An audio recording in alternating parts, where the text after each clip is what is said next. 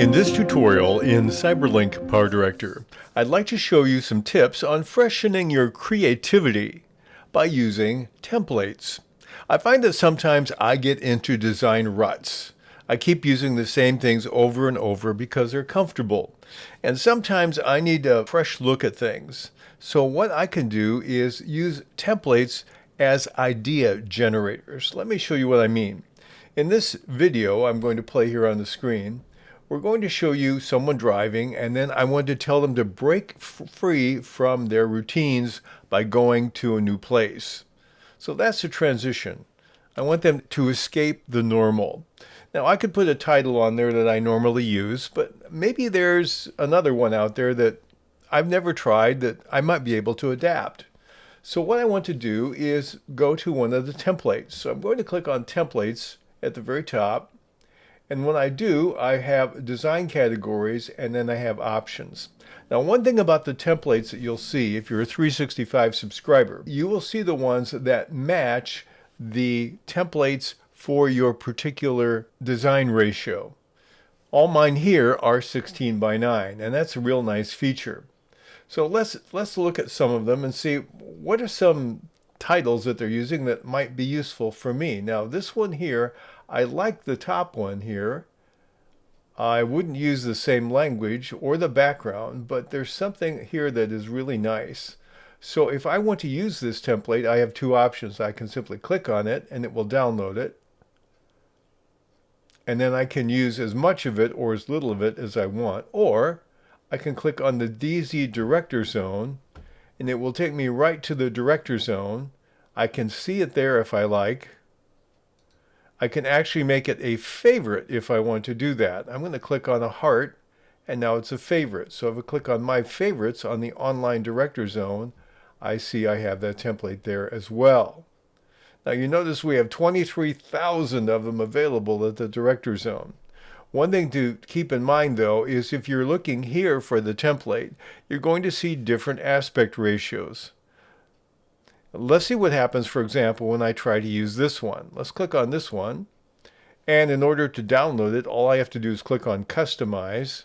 And it will ask me if I want to open it in 365. I'll say yes. And it will try to open it. And then when I click Add to Timeline, I'm going to see this message. This will tell me that I'm dragging in something that's only 1 by 1, and my project is 16 by 9. So I have to keep that in mind if I'm going to import a template that doesn't fit my aspect ratio. And I can change my aspect ratio by clicking on OK. I'm not going to do that. I'll simply close this out. It will still download the file, but it will not show up normal. Now if I change my aspect ratio over here on the right side to 1 by 1, then this comes in the way it ought to, but it distorts the rest of my project. So mixing aspect ratios is not generally a good idea. I'm going to do Control Z to take that off the timeline and go back to my 16 by 9 ratio. But there might be some ideas I get even from one that's not the right aspect ratio. Just a thought. So sometimes I will say, well, let's try this one. So I'm going to take this and I'm going to drag it and put it over here. And I'm adding an outro. I can go to the designer. I tend not to. I want to work on the timeline. I'll click on no. It will pull everything in. And I'm not interested in the video in this case. And I'm not really interested in the image that we have here. But I am interested in the titles. So what I'm going to do is simply take the video, delete it, and look at this title here. Now I might use one or more parts of that. That's not bad. Let's look at the other title here. Spring is here, be inspired. I like that one. I'm going to move it over into my regular project.